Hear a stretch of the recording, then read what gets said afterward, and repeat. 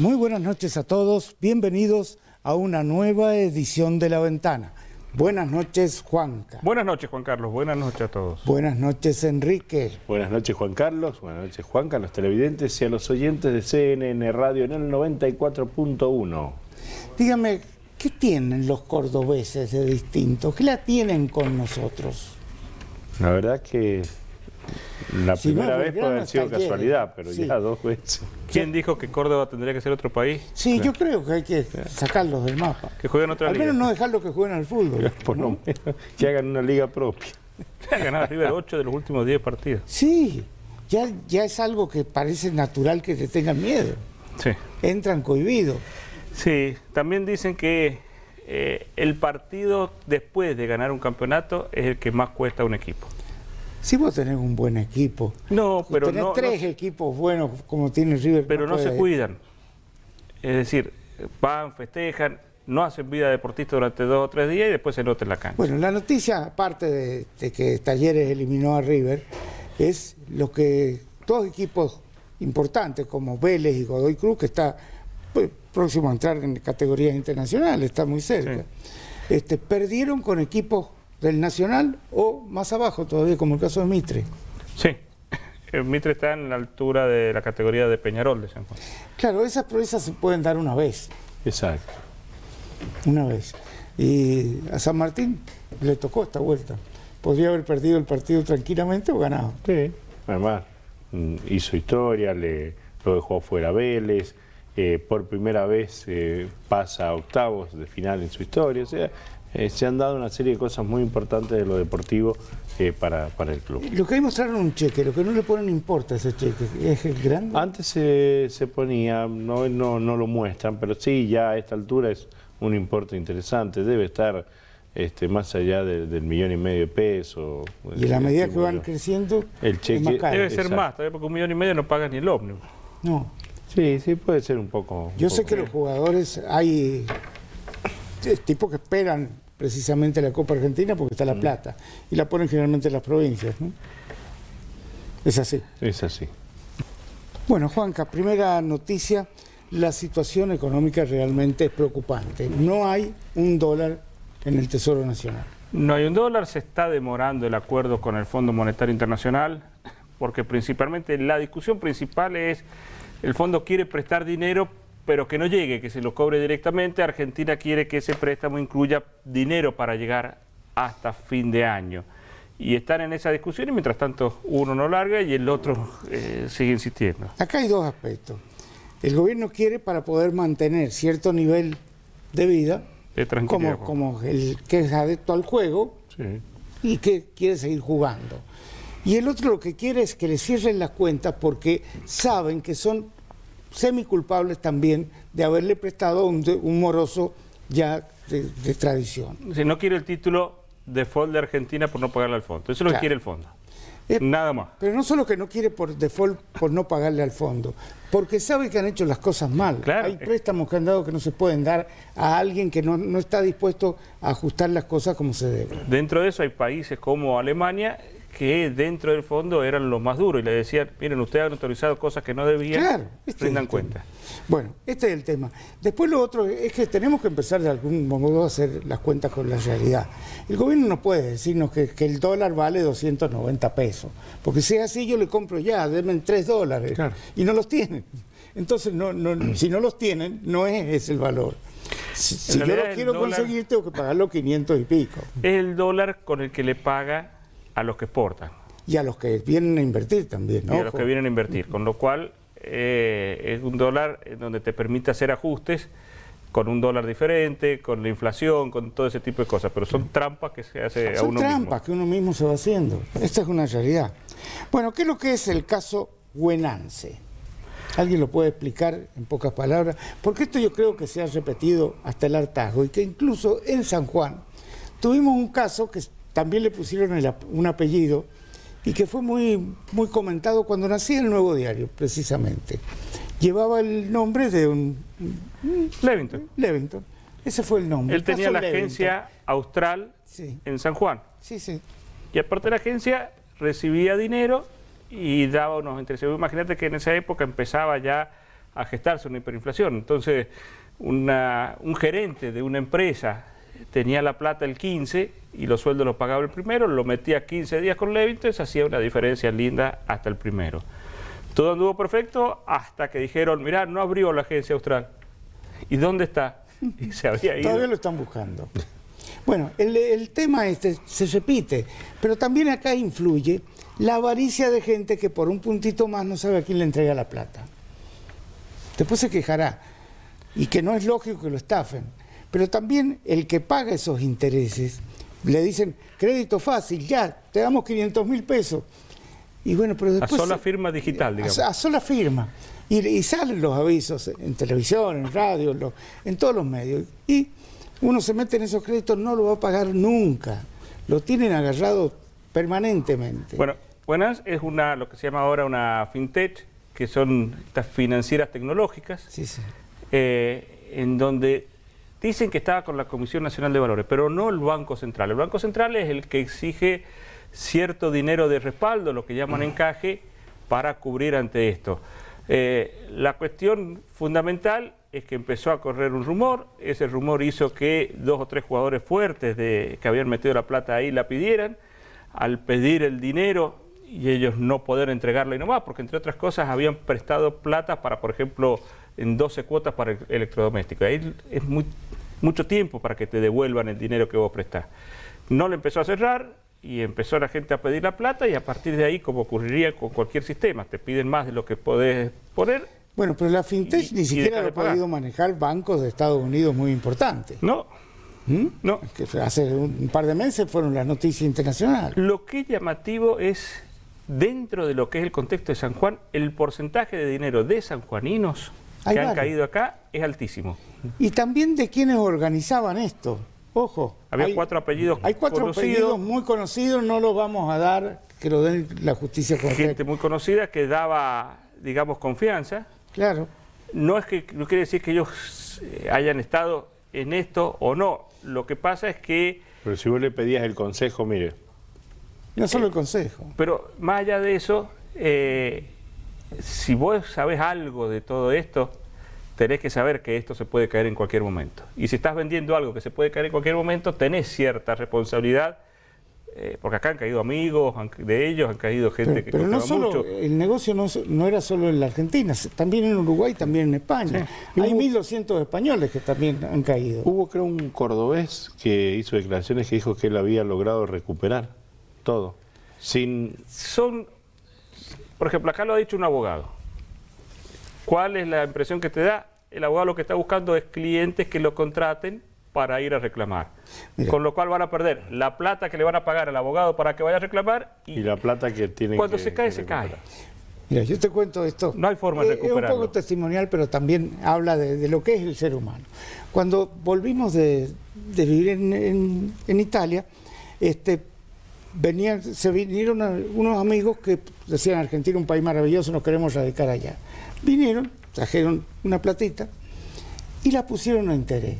Dice, país maravilloso, podemos vivir de los intereses. Vivieron 6 meses. Esto fue en la época de Alfonsín, debe haber sido un poco antes. Vivieron 6 meses. Y después se quedaron sin la plata, sin las ganas de seguir en el país, sin todo. Porque esto es así. Es así. Yo creo que hasta un jugador, un timbero, va al casino y le dice, mire señor, no me deje entrar, porque yo no me puedo controlar. El país sigue pidiendo plata, la moneda se sigue devaluando, y esto no es serio. Algún día tenemos que parar y empezar a ser un poquito más serio. Ojo, yendo a extremo, el caso de Buenas pasó a nivel mundial con los préstamos hipotecarios, en donde cada vez daban más crédito a gente que tenía menos respaldo. Esto fue 2007, 2008, claro. Las casas cada vez valían más caras, y la gente, cuando pudo ver, vendiendo su casa no podía pagar el crédito y lo dejó de pagar. Y empezó todo un descalabro económico y pasó la crisis del 2007-2008. Bueno. Cuando suceden estas burbujas es complicado, pero el que se queda por intereses grandes sabe que son riesgos grandes. Y hay gente que entra y sale y tienen que manejar muy buena información. Cuando vos manejás buena información, podés entrar y salir. Pero el hombre común cree, no, un mes más. Y hay que sonar. Sí. Bueno, hay preocupación por la droga zombie. ¿Sabés lo que es la droga zombie? En Estados Unidos están muy preocupados por este... Sí, pero parece fentanilo, pero con otros tipos de drogas mezcladas. Sí, son todas drogas sintéticas, mezcla de drogas baratas, o lo peor que va quedando de la droga, y la verdad que los efectos que generas es tremendo y en muy poco tiempo. En muy poco tiempo. Bueno, acá dijo el otro día el especialista en Raúl Ontivero, dice, empieza a haber casos de drogas zombie también en Argentina. Hay drogas zombie. Sí.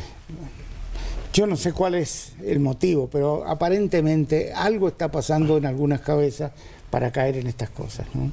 Es lamentable, porque le puede tocar a cualquiera, pero... Es que lo que sucede, si acá se ha caído los otros días una avioneta con 300 kilos de cocaína, que es lo que le quedaba a la avioneta. Sí. No se sabe cuánto traía. Y es una avioneta que se cayó, imagínate las que llegan. Pues sabes que países como Brasil tienen una ley del derribo, que le llaman ellos.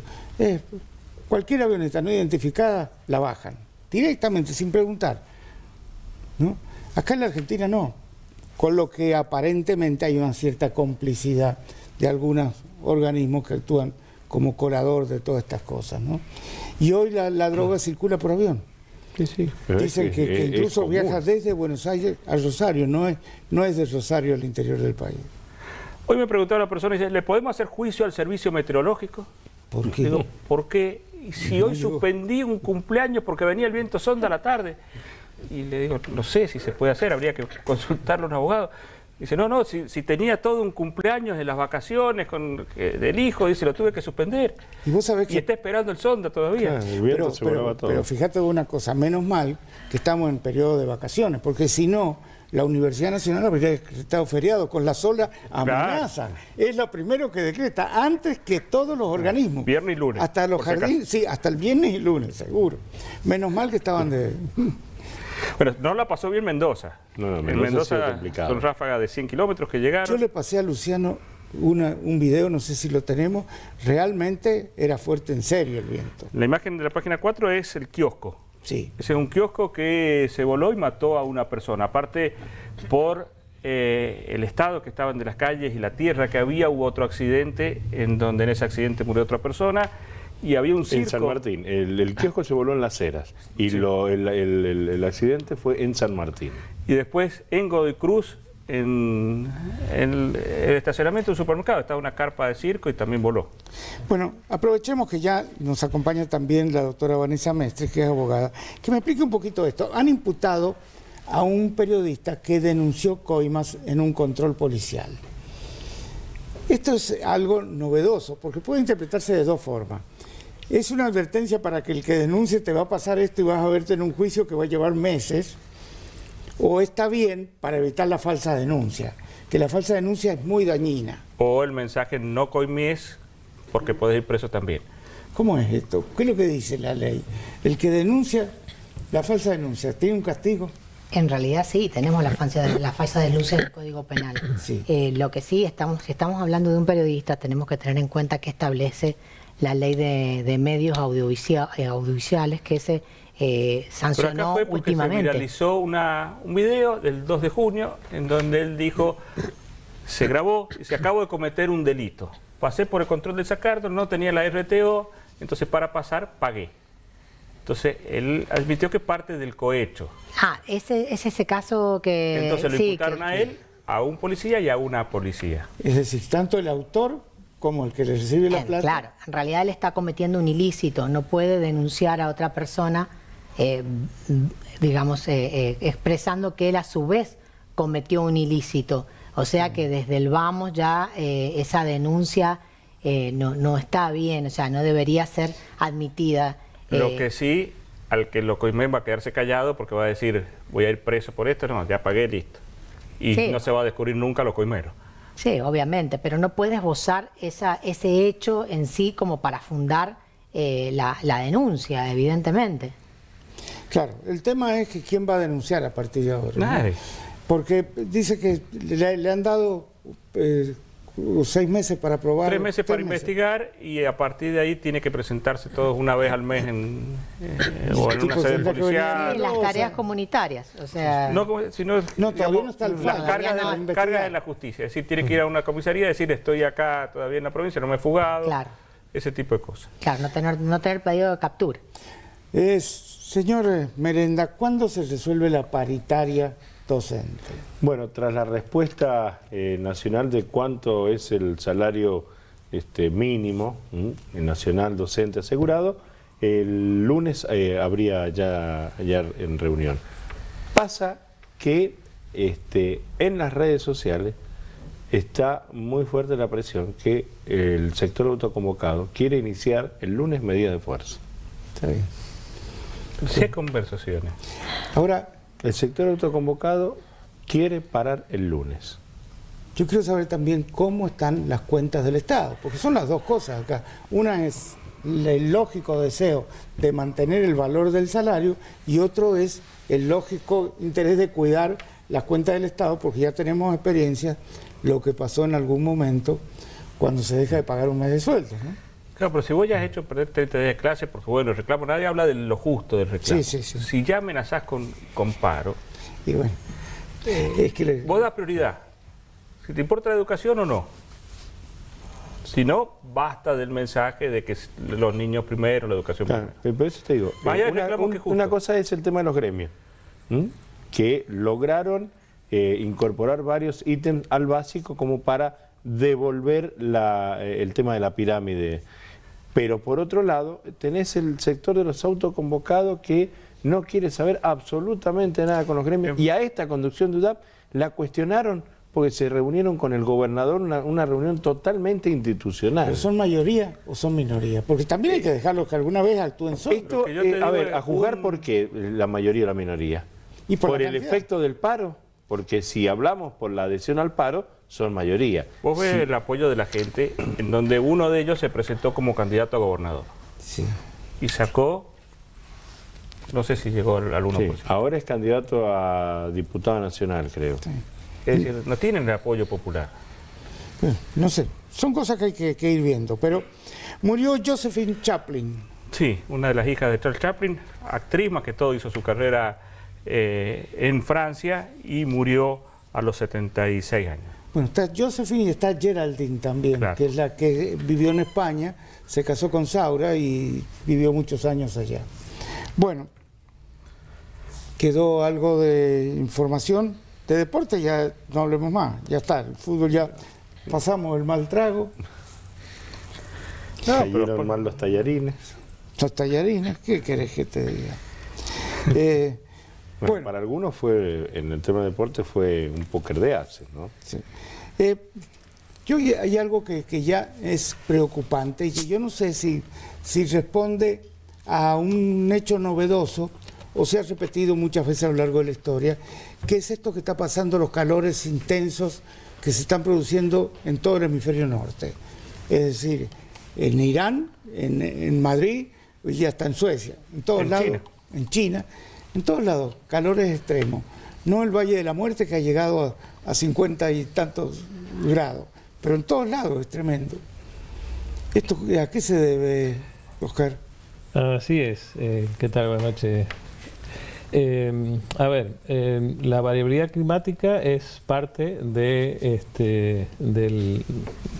ecosistema, digamos, que está formado por los océanos y la atmósfera y cuyo motor, digamos, básicamente es el Sol. El Sol, lo que ha estado pasando es que primero se enfrió, ahora se está activando, y esta activación viene asociada a fenómenos como el Niño, ¿no es cierto? Que el Niño también es un calentamiento superficial del Pacífico ecuatorial, y así como se está calentando el Pacífico, se está calentando el Atlántico.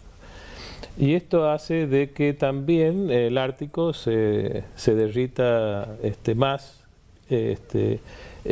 y genera esto diferencias de temperaturas entre el Ártico, que antes era más frío, ahora está menos frío, y el Ecuador. Sí. ¿Y esto qué es lo que hace? A nivel atmosférico, esta señal, la atmósfera lo que hace es baja la intensidad de los vientos, ¿no? Y al bajar la intensidad de los vientos, hay un anticiclón ubicado generalmente en el norte de África, que se ha desplazado hacia Europa. Y este anticiclón lo que está haciendo es traer las masas de aire caliente del Ecuador hacia Europa en forma, en este momento, intensas, digamos. O sea, es como que desplaza estas masas de aire caliente, pero al no existir los vientos que vienen de lo que se denomina un jet o chorro de aire atmosférico, para desplazarlo por este tema que yo les decía, que hay menos diferencia de temperatura entre el Ártico y el Ecuador, hace que estas masas de aire caliente no pasen, sino que se queden, y es lo que están viviendo Italia, Grecia, España. Pero hay un aumento de la cantidad de agua que está en los océanos o no. Hay un equilibrio. En detrimento del Ártico, digamos, dicen que hay algo hay más agua, ¿no es cierto? Pero a su vez la Antártida se está enfriando también. O sea, ahora la Antártida está, a diferencia del Polo Sur, a diferencia del Polo Norte, la Antártida son hielos que están sobre un continente, ¿sí? Sobre tierra, digamos, y rodeada de mares y de hielo. Pero el Ártico es hielo sobre mar. Entonces, al derretirse el Ártico, ese agua ha pasado a formar parte, claro, ha estado líquido, a formar parte de los océanos, del Océano Atlántico en este caso, ¿no? Bueno, por ahí uno no advierte por qué se producen los hechos, pero con Juanca hablábamos que a lo largo de la historia, fenómenos como se han producido, que no todos les tenemos que echar la culpa al hombre. De hecho, bueno, estoy trabajando en un proyecto que estamos haciendo lo que se llama paleohidrología, es decir, paleoclimatología. Esto lo que hace es estudiar los anillos de los árboles. Por ejemplo, hay un atlas de sequías de todo lo que es América del Sur, construido en función del análisis de 12.000 especies distintas de árboles que se han analizado, y que tienen algunos una vida ya de 600 años, es decir, que tenemos ya la reconstrucción ya de 600 años de historia, desde el 1400 hasta hoy, de lo que ha pasado con el clima, ¿no? Y este indicador de sequía tiene que ver con la precipitación, la evapotranspiración, de los cultivos, de las plantas, de estos árboles que se han analizado, y de la evaporación directa del terreno. Por lo tanto, esta humedad o este indicador de sequía genera un indicador de la humedad existente en cada momento en el terreno, en la tierra. Yo recuerdo haber leído en un libro de Videla que a principios del siglo pasado hubo un día donde el río, apareció seco. No es que hubiera seco el río porque tenía hilitos de agua, pero prácticamente era cero el nivel del río, ¿no? Sí, sí. O sea que épocas de sequía no han existido. En esta serie histórica que le comento, desde el 1400 acá, se ven los periodos justamente de humedad, de eventos que hubieron inundaciones y eventos de sequía. En cualquier punto yo de Sudamérica puedo sacar esa serie. Y justamente se ve justamente eso, es decir, de que este evento que estamos... no ha sido, históricamente se ha observado varias veces, en varias oportunidades, y en forma más severa incluso y más intensa. O sea que no estamos viviendo ni siquiera la sequía más intensa ni más severa de la historia. ¿El ciclo más largo puede ser? En cuanto a duración, también la persistencia tiene que ver con eso que yo les decía, de que los vientos se han apaciguado en el hemisferio norte, y eso está generando un estado de, entre comillas, calma, digamos, que hace que el calor se mantenga. Además que una vez que el proceso es el siguiente. Al haberse enfriado el Sol, hace 2 años pasamos por el mínimo solar, hizo que no se evaporara masas de aire del océano. O sea, los océanos se enfriaron, vino la Niña, que Creo ya que vivimos. se ha enfriado el Sol. ¿Es el Sol que larga menos energía o llega menos energía del Sol acá a la Tierra? El Sol es un plasma, ¿no es cierto? Este plasma está permanentemente en movimiento, ¿no? Es más, se mueve diferente, con más velocidad en el ecuador que en los polos. Entonces, esto genera cambios magnéticos y esto hace que aparezcan estas llamaradas y esta actividad solar, de las cuales las manchas solares son parte de estas llamaradas, porque es donde sale y donde ingresa la llamarada, se produce estas manchas, ¿no es cierto? Esas son las manchas solares. En la medida que el Sol está más activo, aparecen más estas llamaradas y hay más incidencia de radiación solar en la Tierra y en los océanos. Entonces, mientras más activo está, más se calientan los océanos, mientras menos activo está, menos se calientan. Y esto hace de que aparezcan estos enfriamientos del océano y no se evapora agua a la atmósfera. Sí.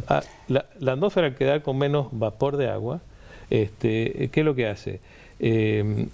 Al contrario, hay más incidencia, hay menos nubes que protegen del calor solar al continente. Entonces los continentes se calientan. Fíjense, los océanos se enfrían y los continentes se calientan. Se secan, se derriten los glaciares. Todos esos procesos, todos esos fenómenos se dan justamente por la dinámica solar. Bueno, la BBC, que creo que periodísticamente tiene cierto nivel de seriedad, publicó un artículo hace poco que decía del corrimiento del eje terrestre, será milímetros, que no sé cómo estará medido, debido a los desplazamientos de agua que está apuntando. ¿Es posible?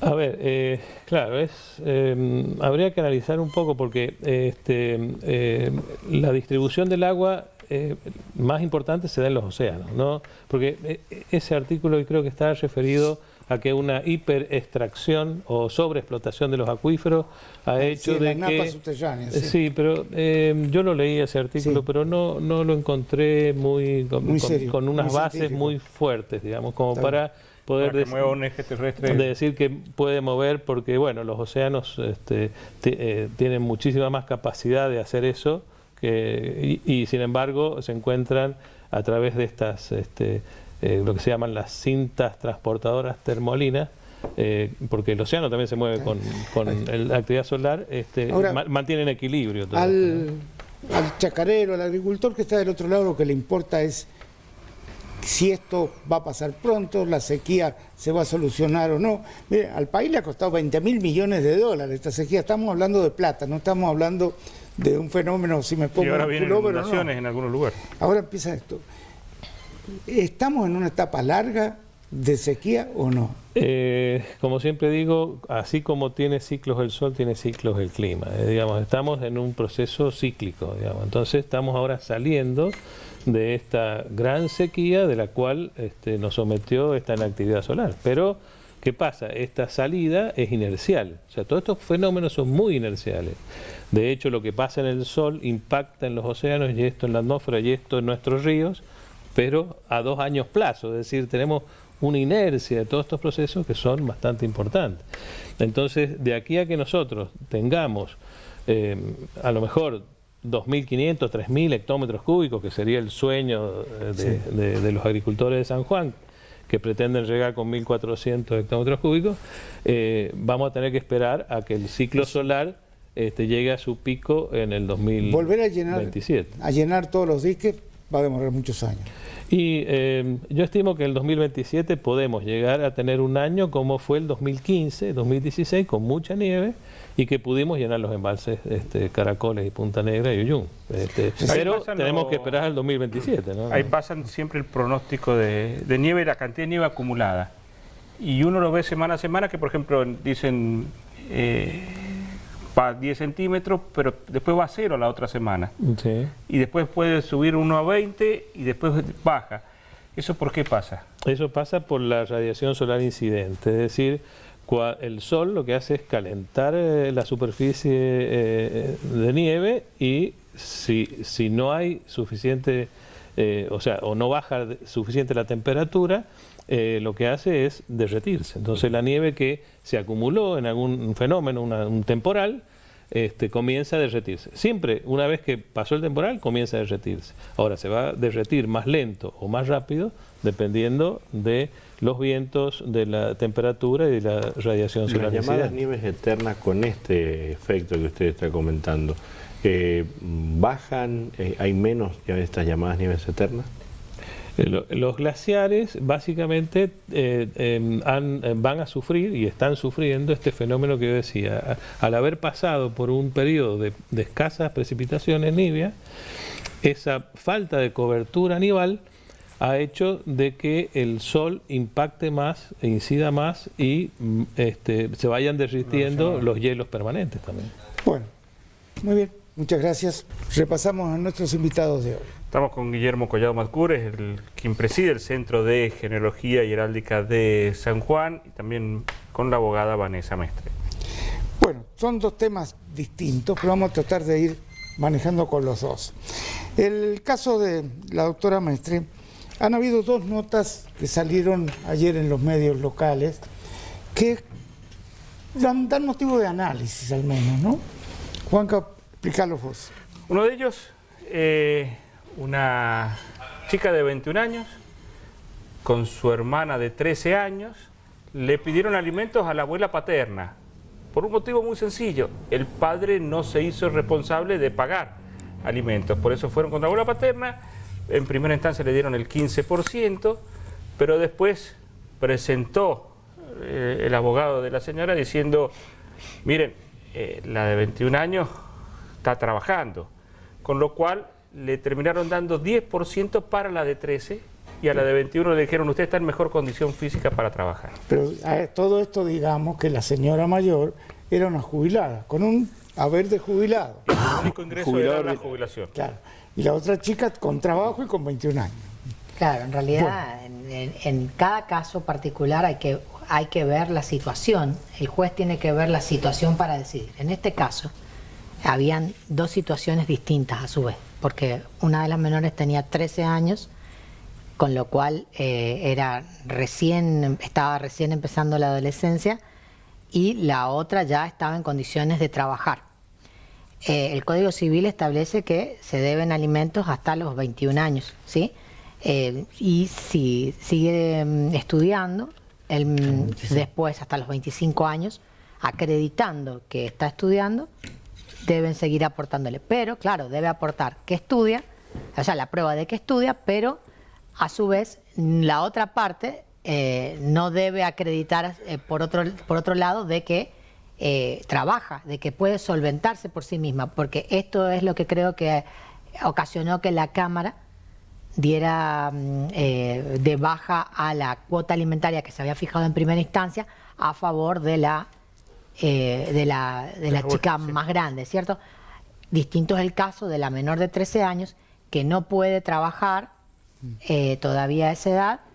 Y también hay otra cuestión a tener en cuenta. En el caso de los alimentos contra los abuelos, primero hay que acreditar la insolvencia de quien es titular de la obligación alimentaria, que es el alimentante, el progenitor. Progenitor puede ser hombre o mujer, porque hoy en día la verdad que se da que ambos, antes era solamente el hombre el que pagaba la cuota, después con la reforma del Código Civil ya está como más equiparado en varios casos. Pero es un responsable solidario, los abuelos son responsables subsidiarios, perdón. Si no el padre no puede abonar y se acredita que es insolvente, que no hay forma de cobrarle, ahí la justicia habilita a ir contra los abuelos. ¿Los hermanos no tienen responsabilidad alguna? También se los puede demandar. También. Sí, se los puede demandar, lo que también, aclarando que es una obligación subsidiaria. Claro. ¿Qué significa esto? Que no podemos aplicarle el mismo porcentaje que se le aplica a el progenitor, que partimos de una base generalmente de un 25% sobre los ingresos en el caso que tenga un recibo de sueldo, y en el caso que no tenga un recibo de sueldo, Bueno, estamos hablando lo fijamos de un monto y de acuerdo lo vamos actualizando de acuerdo al salario mínimo vital y móvil u otros índices de actualización. ¿Cómo se resuelve cuando alguien ha pasado por 2 o 3 familias y tiene que responder porque tiene hijos en esas 2 o 3 familias? Y bueno, en ese ¿Es el caso, 25 a cada uno o en total?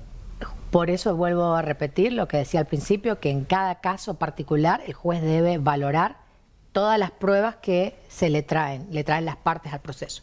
En el caso cuando hay varios hijos, obviamente no puede, más del 40% no se le puede sacar a una persona, es inconstitucional, de los haberes. Claro. Si es un recibo, si tiene un recibo de sueldo, y bueno, tenemos que darle, los hijos reciben de acuerdo a la capacidad económica del padre, de la madre, o sea, del ¿El alimentante. 40% del recibo o el 40% de los ingresos? Porque alguien puede tener quizás un recibo de sueldo bajo y cobrar 5 alquileres. No, a ver, si está acreditado esa otra circunstancia que mencionas, claramente ahí podemos fijar una cuota más elevada, ¿sí? Que puede ser a lo mejor un porcentaje sobre el sueldo y que sea combinada con el pago de algunas cuestiones en particular, colegio, universidad, gastos de recreación, vestimenta, deportes, o sea, puede ser combinada también la cuota. Lógico que tengan la misma nivel de vida que tiene el padre. Claro, es así. Se dan casos donde hay ingresos declarados muy bajos y le pasa muy poca plata y después pueden comprobar que viaja al exterior y todas esas cuestiones. Hay, sí, sí, Pero es un delito mentir. por supuesto. Infidencia patrimonial, de hablar. Sí, sí, sí. En esos casos es bueno combinarlo con una acción de tipo penal. Yo siempre recomiendo esto. O sea, ir por la parte civil y a la vez también combinarlo con una acción penal, ya sea de incumplimiento de los deberes de asistencia familiar o bien de incumplimiento de orden judicial, porque quien incumple con una cuota alimentaria que está fijada por una sentencia judicial es incumplimiento de orden judicial. A Merenda yo quería preguntarle, ¿qué le pasa a Merenda? ¿Se ha ido? ¿Está enojado? Ya viene. Quería ver... Un mal trago. Un mal trago, bueno. Un artículo que salió en el Nuevo Diario. ¿Querés que de esta dejemos para el otro bloque? Bueno, así ver si Merenda se puede reponer. Yo creía que estaba triste por la derrota de River, pero no, ya va a volver. Bueno, Guillermo, a través de lo que es genealogía, estudia mucho los apellidos, pero también hoy, a través de una nota en Tiempo de San Juan, nos enteramos que también es un coleccionista de votos. ¿Cuándo empezó esto? Esto empezó con mi padre. En realidad es una colección compartida desde que él votó por primera vez en 1958, cuando salieron electos presidente y vicepresidente Arturo Frondizi y gobernador Américo García. Él coleccionó hasta la elección del 73 inclusive. A partir del año 83 empezamos a compartirla, en que yo voté por primera vez hasta hoy. No sé si nos pueden mostrar algunos de los votos que están teniendo. Dentro de esto, el sistema electoral no ha cambiado mucho. Es decir, uno ve votos viejos y son, más allá de que el papel se ve más ajado, sí, todo, pero es muy similar a cómo se vota ahora. El tipo de boleta, a las últimas se les ha agregado el color, fotografía, que antes no tenían. Sí han cambiado algunos sistemas electorales, que antes eran indirectos, ahora son directos. Ha cambiado en algunos casos las constituciones. Por ejemplo, en 1973 hubo una constitución provisoria impuesta por un gobierno de facto, con algunas disposiciones que fueron transitorias. Para el 83 se volvió a la Constitución del 53 reformada en 1957, porque entre medio hubo una reforma del 49 que se desestimó, y en la provincia comenzó rigiéndose por la Constitución del 27 y estuvo suspendida también en el 73, 76, y en el 83 vuelve la del 27 y después tenemos la Constitución del 86. Hubo incluso una elección anulada, ¿sí?, que fue la que ganó acá Leopoldo Bravo, sí, con Enrique Lorenzo Fernández. También tenemos votos de selección. Está. Bueno, sería interesante si podemos, cuando podamos no están en estas fotos, pero los tenemos. He traído algunos porque es muy grande la colección. Lo que cambia, Juan Carlos, es porque yo me acuerdo todavía en el 83 tenía los números que eran los partidos políticos. La lista 1 era el MID, creo que el 2 La era UCR era el la 3, UCR y creo. el 2 el peronismo. No, el peronismo ya iba enfrente. No, el 2 era la Unión Cívica Radical. La Sí. UCD. Y a Acá está partir el de Unión ahí, Cívica Radical. uno ve ahora los partidos no existen. Los partidos casi no existen, existe alguno tal vez por ahí, pero no existen como partido, ¿no? Pero este es un fenómeno que se ha dado en todo el mundo, ¿no? No es solamente acá. En España se mantiene el Partido Popular, que es Esto es del el 2001. PSOE, que se mantiene, pero en Italia ya no, desaparecieron. Todos son frentes. Claro, el 3 era Alfonsín Martínez. Esto es el 2001, que es el voto bronca, que esto no son votos oficiales, pero apareció mucha gente votando a San Martín, por ejemplo. Pero no sé si de votos hay. Bueno, Menem con Duhalde. Se repartió, por ejemplo, en Ya una había elección hace frente. poco, en el año 2000, 2001, un voto que habían hecho con la figura de Clemente, Sí, porque Clemente no tenía manos, entonces no podía robar. podía robar. Entonces, mucha gente echaba a la urna el voto Clemente, voto por En Clemente. el 2001 también aparecieron unos de un personaje. Mafalda, ¿eh? Sí. José Luis Joda. Manolito. Virginia Bronca, que en ese tiempo Virginia Branca. Sí. Ahora está en la justicia. Bueno, todas estas cosas se hicieron. Fíjate la de la Unión Cívica Radical, que es una boleta sola, que es la de Alfonsín Martínez, que es lo que decía recién Guillermo, era el voto indirecto. Entonces Claro, estaban están los electores a presidente. los electores, en este caso del radicalismo, en donde era Enrique Kahneman quien estaba presidiéndolo, y después una particularidad, la de diputados nacionales tenía 6 candidatos, porque se votaba por primera vez en el 83 y no era por partes, eran los 6 juntos. Después hubo una votación y de esos 6, 3 tuvieron se 2 sorteó. años y 3 tuvieron 4 años. Claro, en el 86 cambian muchas cosas, no sé si todas fueron para bien. Yo creo que con el interior salió bastante perjudicado con eliminar los electores. Con la del 94. Porque a partir de ahí los grandes conglomerados urbanos, pero la constitución del 94 claro. le cambia todo eso y hace que sea, no sé, que la importancia de las provincias pierde. ¿Mm? Esto es una realidad. Sí. San Juan consiguió mucho precisamente por el tema de los electores, el colegio de electores. Perón. Perón.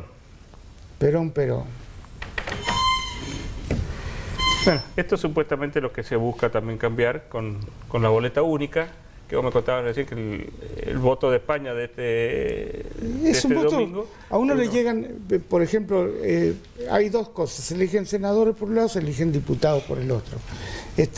Los diputados sí tienen boletas individuales, pero en el caso de los senadores es uno solo, ¿no? Boleta única con todos los nombres. Con todos los nombres. Y es lo más rápido para Lo más hacer, práctico. para controlar y todo. Y barato.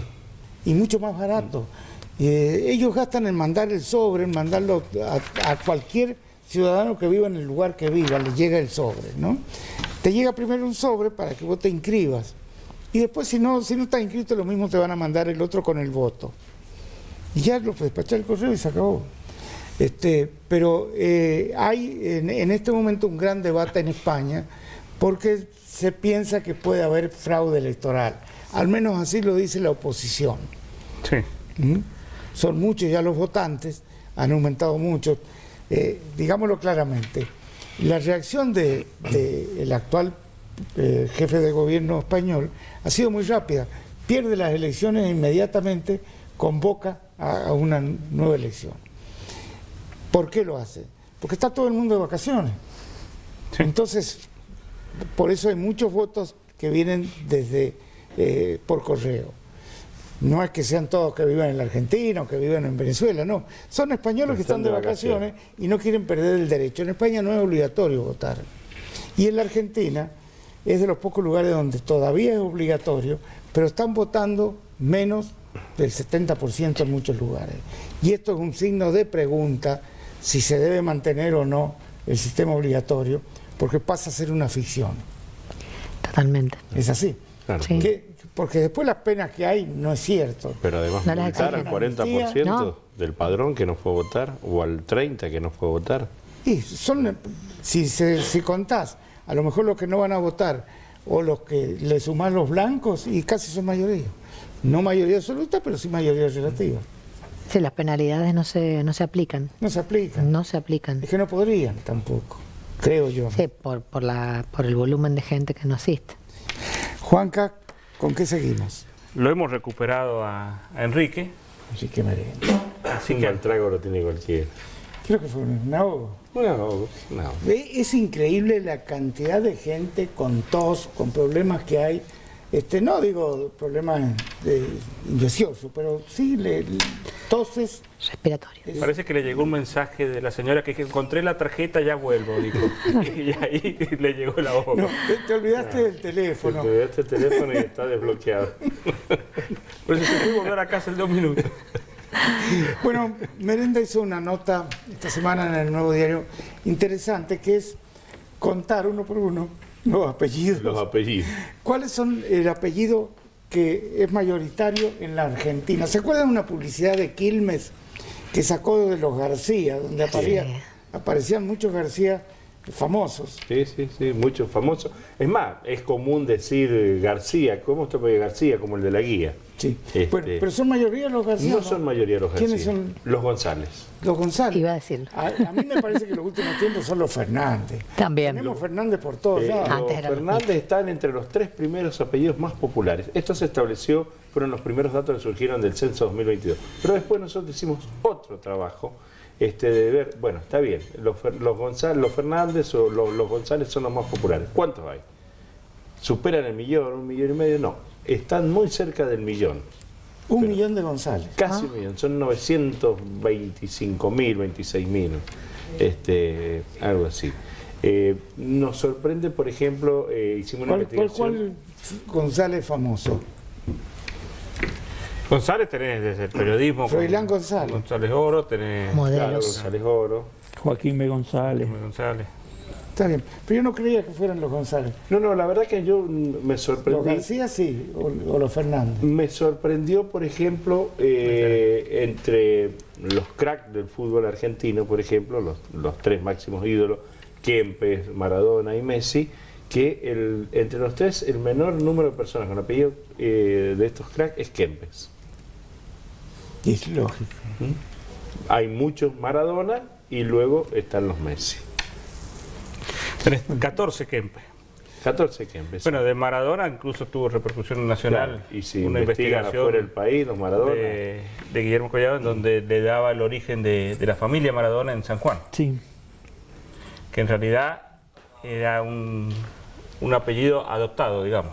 En el caso del futbolista le viene dado de un antepasado que había sido esclavo de unos Maradona. Los EZ son apellidos casi todos, los terminados en EZ son españoles, ¿no? Sí, patronímicos. Es un patronímico, vienen del nombre que se transforma en apellido. Sí.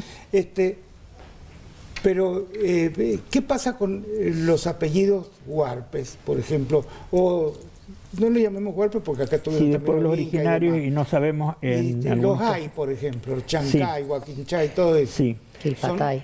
Yo no tengo constancia de que sea un equivalente a un patronímico. Sí. Se Porque sabe además que no son de tiene pueblos escritura. originarios, claro. Se sabe que son de pueblos originarios, pero en algunos casos hay algunas traducciones al castellano, en otros casos no. Pero no hay constancia de que sean patronímicos, de que hayan tenido un padre que se haya llamado de una manera y que por eso el hijo lleva el apellido terminado en ay. Tampoco estoy del todo seguro de que hayan sido ayentiac, de que hayan sido huarpes de San Juan. Por ejemplo, el apellido Abayay se encuentra en la reducción de Quilmes, en Tucumán, en Catamarca, en La Rioja, en San Juan y muy probablemente en Tucumán, en Mendoza. Entonces es difícil establecer cuál fue la etnia original de ese apellido. Hay muchos apellidos que son familia y se escriben diferente. Principalmente pasa con muchos que llegaron, que lo simplificamos en turco, pero que en realidad venían de Sí, Siria, del sí, Líbano. sí. O los rusos, que venían también. Claro, esos son los que se llaman apellidos transliterados, cuando en migraciones se los alteraba, muchas veces porque el oficial de migraciones escribía lo que escuchaba. En algunos casos, la persona que venía de afuera podía ser recibida por algún conocido de acá y había alguna ayuda para transcribirlos de manera correcta, o traían un pasaporte con su apellido transcripto en caracteres latinos que facilitaban la escritura, por ejemplo, países que estaban bajo dominación francesa o inglesa. En otros casos escribían lo que escuchaban. En algunos casos, en el caso, por ejemplo, de familias de origen libanés o sirio, a veces venían con algún familiar que los acompañaba y traducía, y en algunos casos aparecen con el apellido traducido al castellano. Merenda González, ¿es también el apellido mayoritario en San Juan? No. ¿Cuál en es San Juan el apellido mayoritario es Castro. Castro. Y apellidos que han tenido poder o tienen poder, supongamos Gioja, supongamos Uñac, ¿son apellidos nuevos? ¿Hay muchos? En el caso de Uñac no hay tantos, es muy reducido el Vinieron número. hace 2 generaciones. 83 en Argentina. Exacto. Es de origen valenciano. Son familias de inmigrantes relativamente recientes que ya han empezado a cumplir un siglo en la provincia. Sí, Uñac particularmente es el mismo pueblo de mi abuela paterna, Sax, en la provincia de Alicante, en la comunidad valenciana. Y Gioja debe ser del Gioia italiano. Gioja es italiano, sí, no sé exactamente de dónde. Sí. Pero también podría ser un Gioja con J español, ¿no? Claro, sí. Pero hay un Gioia, hay un actor en Buenos Aires Sí, que es Gioia. Sí. Es más, muchos periodistas porteños Sí, a Gioja lo nombran Gioia. Sí. Estaba por decir eso, sí. Y algunos genealogistas también. Un dato También. que me llamó la atención, algo que me contó precisamente nuestra colega periodista Adriana Vera, al leer esta nota, sus papás docentes viviendo en Formosa participaban de los censos, iban a la selva y se encontraban con pueblos originarios, no tenían apellido, entonces tenían que optar por algún apellido, y muchos optaban, por ejemplo, por el apellido San Martín. Sí. No tienen nada que ver con San Martín, pero optaban por ese apellido. Y otro en la antigüedad era por la casa donde trabajaban o donde eran esclavos. Sí, o la Hablamos de Maradona ocupación. Claro, bajo la dominación hispánica en América hubo indígenas encomendados a un español, a un encomendero, que tomaron el apellido del encomendero. Hay casos, Jofré, por ejemplo, en San Juan y en Mendoza. Y los esclavos el apellido del amo. Y cuando cambiaban de amo podían cambiar de apellido, por eso es muy difícil reconstruir genealogías de afrodescendientes en Argentina. Jofré viene de Jufré, Sí, es el mismo apellido. sí. Que es de Medina de Río Seco. Ahora, yo tenía amigos, por ejemplo, Pulleyman era Polleman. Claro, era Abu Sulaiman en realidad en Sí. árabe, que significa padre de Salomón. Sí. Se han transcripto de manera diferente, pero es el mismo apellido, sí. Bueno, hay la historia de los apellidos es, Muy por interesante. ejemplo, que sé yo, los Abelín, no era Abelín. De Belén. Claro, y empiezan algunos con B alta, otros con B corta. Sí, bueno, lo que decía Juan Carlos Hijo recién. Este es el problema de cuando llegaron en migración, que los anotaron diferentes. Y a partir de la creación del registro civil en Argentina, los apellidos quedan como congelados, cristalizados. Sí. Porque yo he visto actas de matrimonio, por ejemplo, supongamos una familia Albarracín. El mismo apellido aparece en el mismo documento escrito de distintas maneras, por ejemplo, con B alta y B corta, con S, C y Z. El padre y el hijo aparecen con el apellido escrito diferente. Cuando llega el registro civil, a partir de 1883, quedan como congelados, cristalizados, y tener una letra de más o de menos o un cambio de letra trae problemas Sí, sucesorios. totalmente. Le quiero explicar a la gente que nos está escuchando que la nota está sobre los apellidos, pueden buscarla, entran en Nuevo Diario San Juan. Nuevo Diario San Juan. .com.ar. Y pueden encontrar este diario o uno anterior. Sí. Porque pues, se Esto está encuentran ya de la ahí, lo semana bajan pasada. cada vez que quieran, es absolutamente gratuito y lo pueden enviar a quien quiera, tantas veces quiera. Y esto es lo bueno de esta nueva instancia que vive el periodismo, ¿no? A través de toda esta tecnología. Sí, ya después nos quedará para otra nota, porque hay muchos apellidos que tienen que ver con la profesión, por ejemplo. Exacto. Ya. Veamos el caso de que ¿qué pasa cuando alguien descubre que está alimentando un hijo que no es hijo? Y esto parece que es más común de lo que uno cree. Así es, desgraciadamente. Bueno, yo tengo casos de esa ¿Sí? índole, sí, sí, y tienen muchas variantes. Así como puede iniciar la demanda uno de los perjudicados, porque creo que acá hay varios perjudicados, o sea, son 3 perjudicados, porque a lo mejor el padre biológico puede no estar sabiendo que él es el verdadero padre, o sí, no lo sabemos, depende del caso.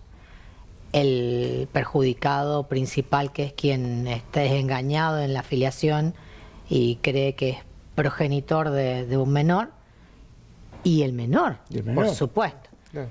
En este caso Acá, le pusieron una pena, tuvo que pagar una mujer, me parece resarcirlo poco. en 200.000 pesos porque se consideró que sabía que no era el padre y lo mismo le dijo. Pero acá hay otras cuestiones. ¿Qué pasa cuando alguien no es el padre, pero quiere seguir teniendo relación con el hijo? Es decir, lo ha criado como hijo 15 años y después no lo puede ni ver, porque ya no es el padre.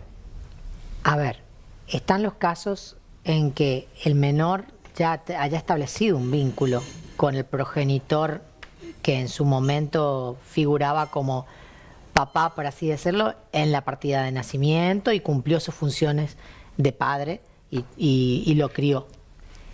Yo tengo un caso que es así, y apareció a impugnar la paternidad el padre biológico.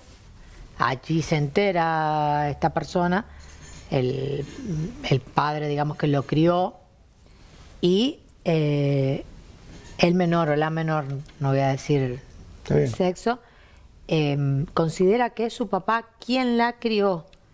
Ha intervenido gabinete, va a una psicóloga, y la menor, para ella, su papá es quien la crió.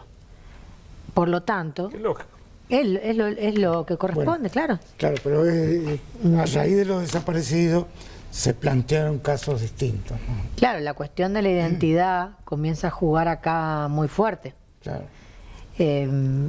Ya, si bien se le va a poder colocar el apellido si esa acción de impugnación de la paternidad por parte del progenitor biológico continúa y bueno, sale la sentencia, pueden colocarle el apellido del otro progenitor a la menor.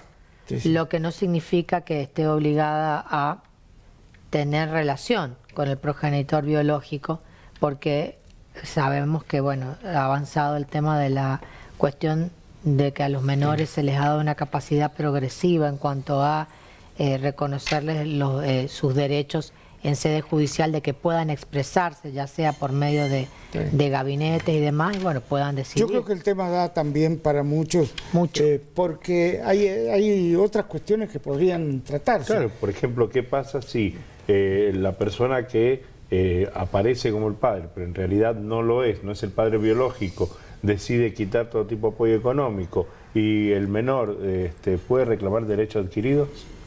Pero vamos a verlo en otro programa, porque ya estamos repasando. Por eso, hay varios temas que podemos analizar. en Hay otro muchos. momento.